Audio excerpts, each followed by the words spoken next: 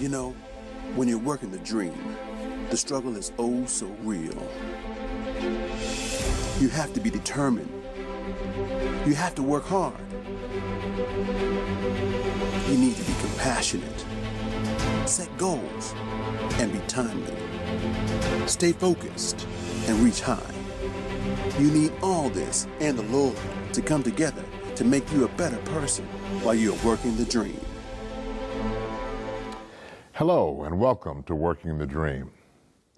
I'm your host, Eric Kelly, and today we're going to share tips on what can be some of the most challenging parts of all of our jobs, and that is dealing with bosses.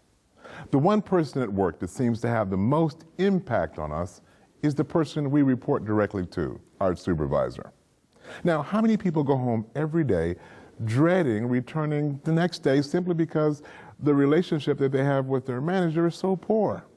Well, today we're going to share proven techniques on how you can deal with the power-mad boss, the evil boss, and still enjoy your job. Now, if you've worked one day already in your career, you've probably realized that the basic workplace is based loosely on military hierarchy. There are layers of leaders with various ranks passing on directives of the more senior leaders to those of less rank.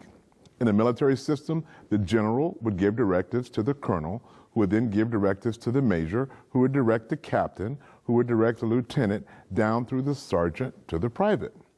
Now, to follow the same structure in our corporate model, let's use the positions that are most common in a business organization. First, there's the chairman of the board, who will give leadership and directives to the CEO, who will then do that to the company president, who will then direct the vice presidents, who then will tell the directors what to do, who will then tell the senior managers what to do, who will then direct the managers, and they will direct the frontline supervisors all the way down to the frontline employee. Now, you may be blessed to have a supervisor that is a true Christian. Now, don't get that confused with somebody who goes to church. Going to church doesn't make one a Christian any more than sitting in a garage makes them a Ferrari. A true Christian will strive to be fair and above board in all their dealings. They're going to be honest. They're going to be forthright.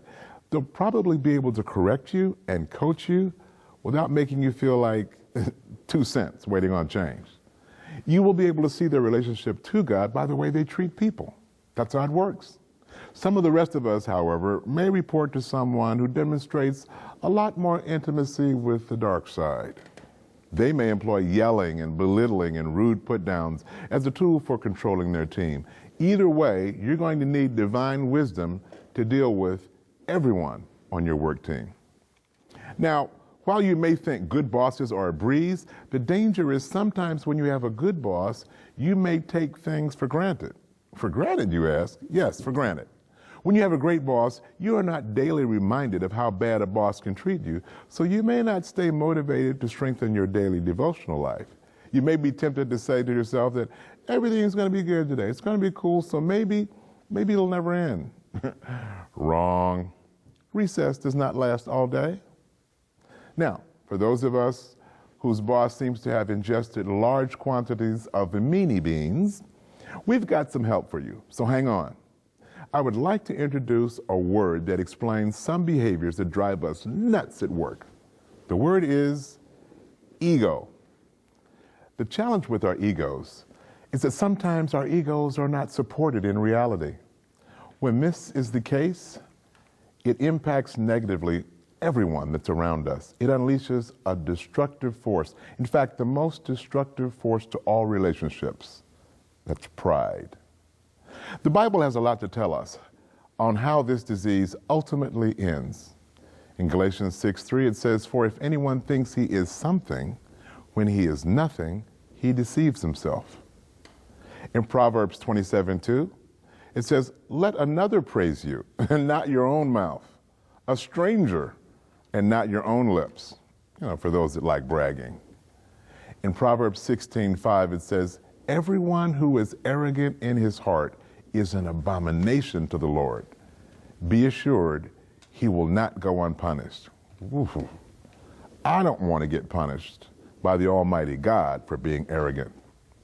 It doesn't make sense how we can be arrogant for some skill or talent or gift that we have when it's God who decides that we wake up every day and use the abilities. By the way, He gave us the talent in the first place.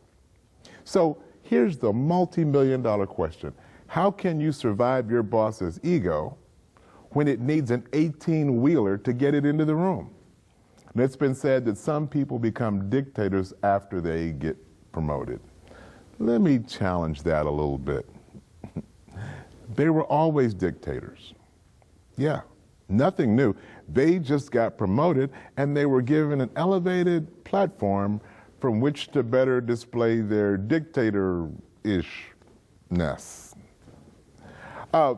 Years ago, I ran a training division in a large company, and we were instituting a new process.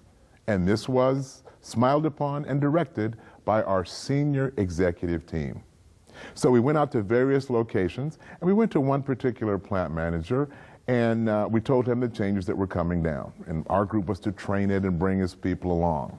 So as we're halfway going through this thing, there's a part in it where the senior managers wanted to be apprised of every change that was going on in all of the plants, because executives want to know what's going on, or else how can they lead? Well, we got to this one part and we said, and the plant managers will report this up through the lines of the organization. And he sat back in his chair. He said, "Excuse me, sir, I'm God in this organization."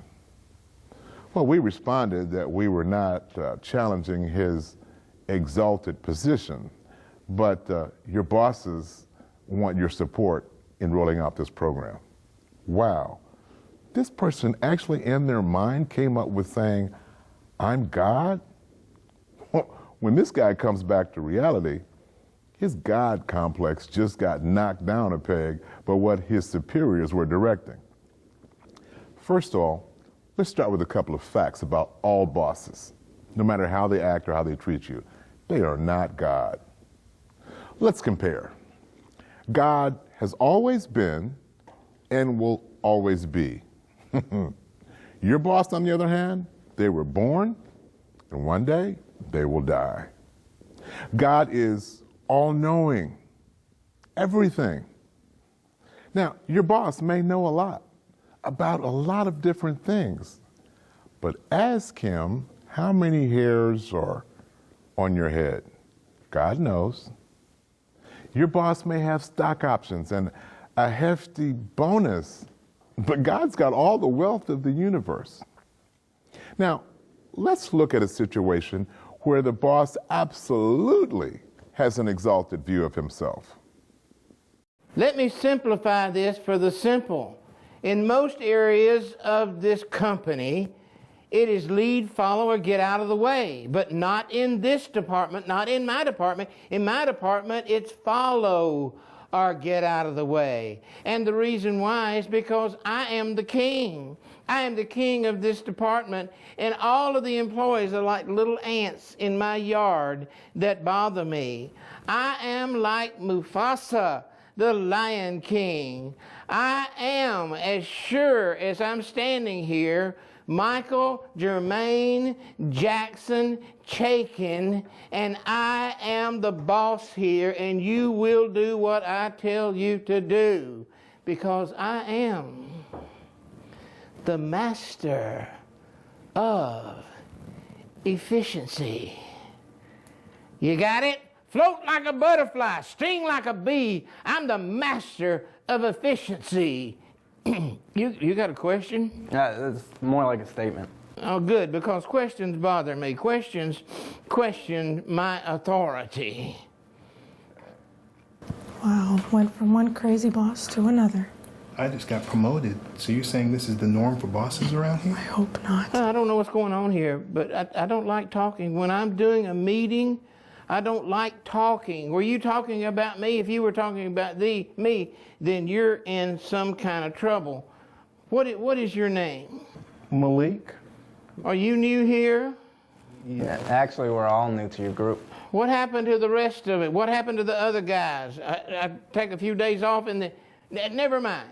You're all blessed to be able to be working under me as the leader and you as the followers. So what I suggest that you do is you start following, and I'm going to go to my office, and I'm going to get some rest.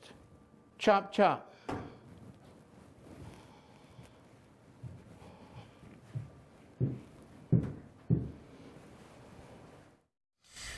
Well, there's only one problem with that.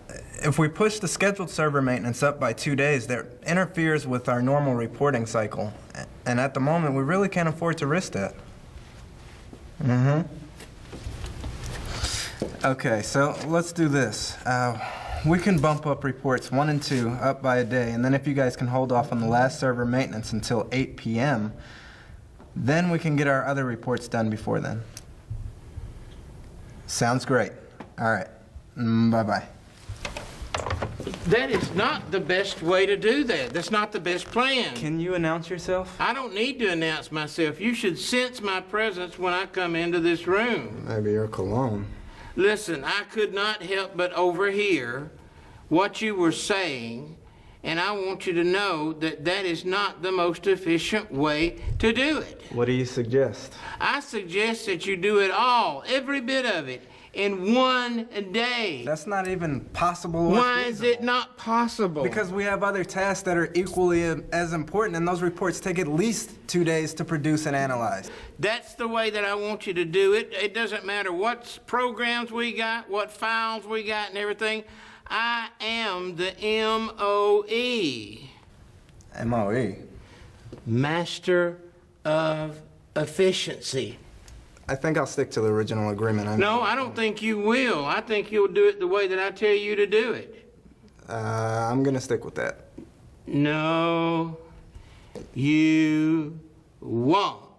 Yes, I will. Do you like your job? Do you like working here? Would you like to continue to work here? All right. Then do it the way Okay. that I say to do it. All right.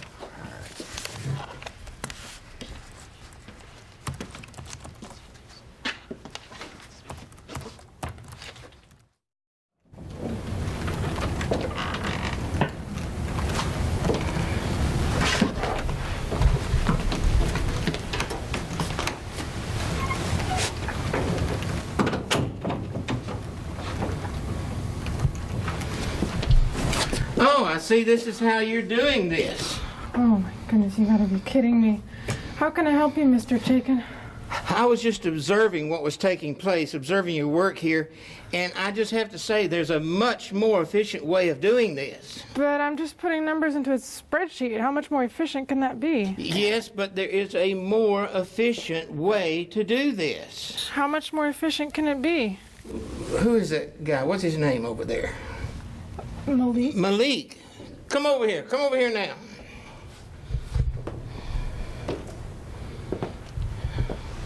We're wasting time, we're wasting money, we're wasting energy. This is almost like an old-fashioned process, even though it is up-to-date equipment. Let me explain to you what happens when you do it this way. Now pay attention. You have to look at the spreadsheet, you have to look at the computer, your eyes go back, your eyes go forth, back and forth, back, and it takes up time. It could be seconds, it could be minutes, it could be hours, but if we speed everything up, we will make this department working at the top of the line in this company. Do you understand me? Do you have an adding machine? You must not use it if you don't know where it is. Surely there's... Aha! Now here's what's going to happen. You are going to take the calculator and you are going to call out the numbers and you are going to put them in the adding machine, and this is going to save cutting eyes back and forth, taking up too much time. 2 people can do this. Are you serious? Yeah, I'm serious. I'm serious. It's a heart attack. Okay, now here's the deal. My way is the only way. My way or the highway, because I am the genius, and the genius teaches those that are not so genius. That's why I am the M-O-E, read my lips. M-O-E? once again, the master of efficiency. Oh, right. My work's done here. Chop, chop. Do it the way I told you to do it. Didn't ask you. I told you. No questions.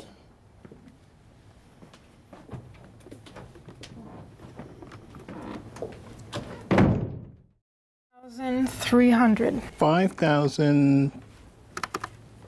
This key keeps getting stuck. Okay, 5,000. This is so dumb. What are you guys doing? Who uses calculators anymore? Wouldn't it be easier to just enter that into a spreadsheet? Yeah, that would make all the sense in the world, right? Tell that to the master of efficiency. Oh, he hit you with that one too, huh?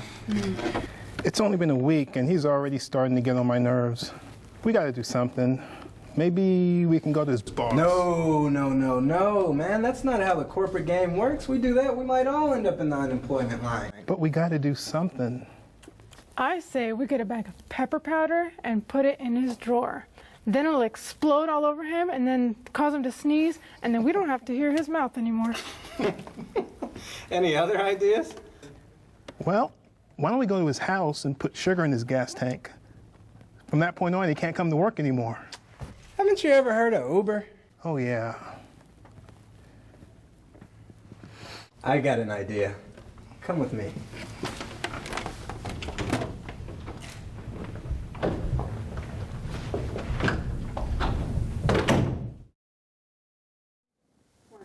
Now, our view of our boss can give them too much power over our lives if we fail to recognize who it is that gave us the job in the first place.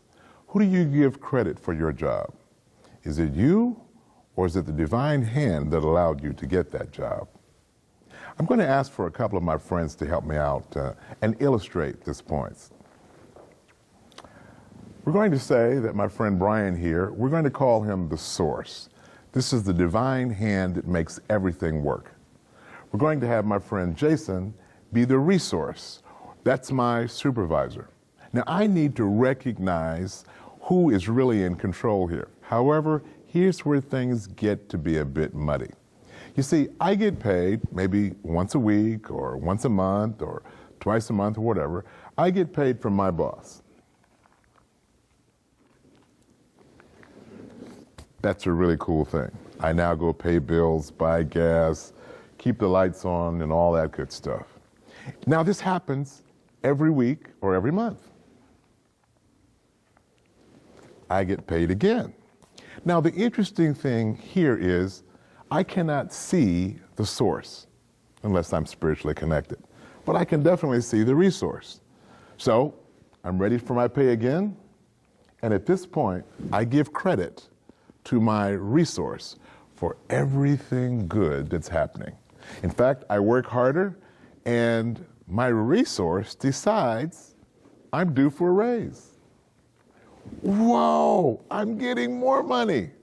But I see my resource, and if I have not talked to my source, then I have a problem.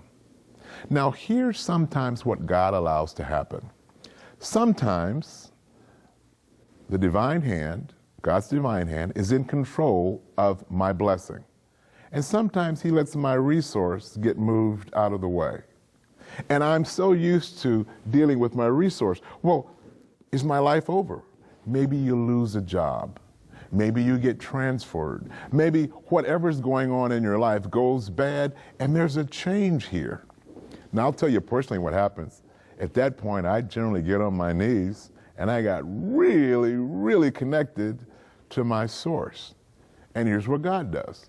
Once we know where the power comes from, he says, okay, I think I can bless you again. He'll let another resource come back into your life and the blessings flow. And that's how we're blessed. That's really where the power comes from. Now, here's an issue. As my source uses my resource to bless me, God wants to make sure that my relationship with my resource is kosher, something that he can bless. I cannot worship my resource. I can only worship my source. So this flow This is how our careers go when they're blessed. This is how our lives go when they're blessed, when we understand the power of God to use channels to bless us. And it all begins with understanding who our source is, and that's God. Thank you guys very much. Can I have my money back, please? Thank you. I love the things that the source does for us. Now, sometimes our problems with our boss is based on an age-old ailment, a disease, if you will, an itis. It's called the eye disease or eye-itis. And the issue is that maybe our egos are at war. Am I letting their eye be bigger than my eye? Let me give you a secret. Anytime there's a conflict between the boss and the direct report, and the issue is one of I and ego, almost every time the direct report loses. Sometimes I'm just going to have to let my boss be the boss. It's the way it is. And by the way, I have a divine comforter that can keep me at peace while I'm doing that. So how do you handle a challenging boss? Well, first of all, find out who they really are. We all come to work, we fight traffic, we go through whatever. You need to know who your boss is. So the better that you understand how your boss thinks and what your boss does and why, the better situated you're going to be to deliver the results that they want. You're going to be better able to manage their expectations and avoid those no-win positions. Now, this might be difficult, especially if your boss gets on your last nerve. But if you're able to put yourself in their shoes and see the world and your workplace as they do, the leverage that you will have in dealing with them will be immeasurable. Here's what you need to know. What do they care about? I mean, really, at the gut level. What keeps them up at night? What frightens them? No matter how they try to convince you they're superhuman, things do bother them. How much importance do they place on impressing others? Every boss has a boss, and they have a boss. Are they trying to work the corporate ladder themselves? How do they measure success? And what do they think about failure? When you know what drives your boss, even if your boss may not be fully conscious of what it is, you can speak to their listening. You can speak to their insides when you're talking to them. You can frame opinions and use language in ways that line up with their values, mellows out their fears, and helps them know that you understand their priorities. In other words, you'll be able to know what's really going on in their heads. You also want to support their successes, and you want to work around their weaknesses. Yes, everybody's got weaknesses, and this boss that may bug you has weaknesses. Now, it might sound a bit counterintuitive to support a bad boss in becoming more successful, but there's absolutely nothing to be gained by making them look bad, or going to war, or attempting to facilitate their failure. If they are as bad as you think and you say, they will likely do a pretty good job of messing things up all by themselves. Now, exposing your boss's incompetence will only compound your misery, and it might damage your reputation, it might even damage your job. One way to help your boss focus on their natural strengths is to be proactive about how you help them deal with their weaknesses. If you know, for instance, that you have a boss who's disorganized, can't find papers on their desk, doesn't know where the next project is, then help them be on top of things rather than whining about their lack of organizational skills. If they've got a problem, be a helper. If you know your boss is often late to meetings, offer to kick off the next meeting for them. If he tends to change his mind frequently or is outright forgetful, be sure to document all communications so you can refer back to them if he ever contradicts himself. If you know your boss is slow to respond to continue working on a project while you wait to hear back from him, be proactive and contact him. Making yourself indispensable and someone your boss can really rely on to do their job is a valuable asset. When you start to look at what's the next thing on your plate for your career. By doing what you can to help your boss succeed, you lay a solid foundation for greater successes for yourself. Now, it may not be an immediate reward, but in the long run, you can never lose by helping others do better than they would otherwise. Take the high road. Your personal brand is writing on it.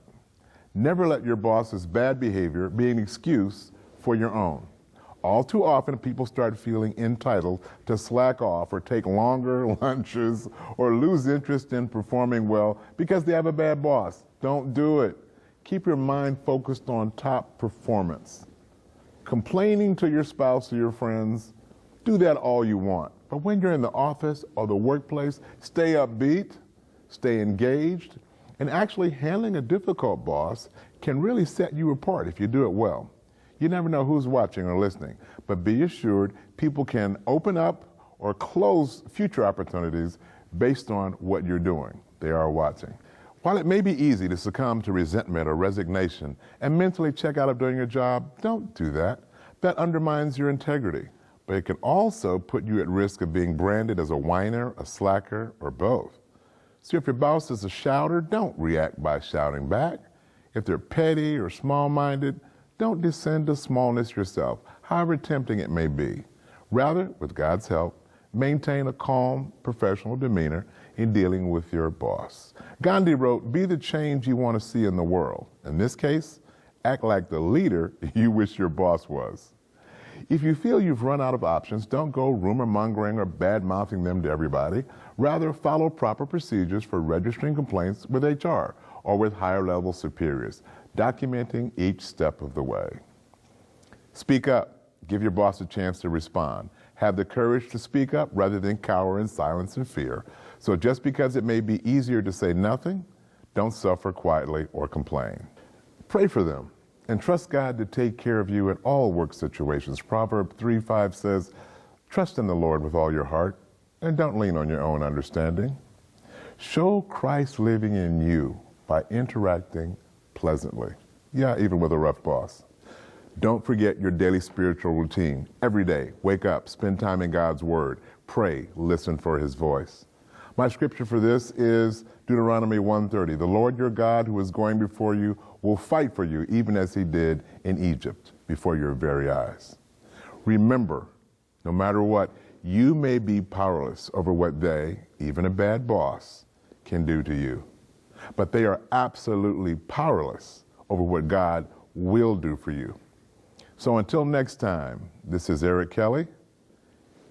Keep working the dream.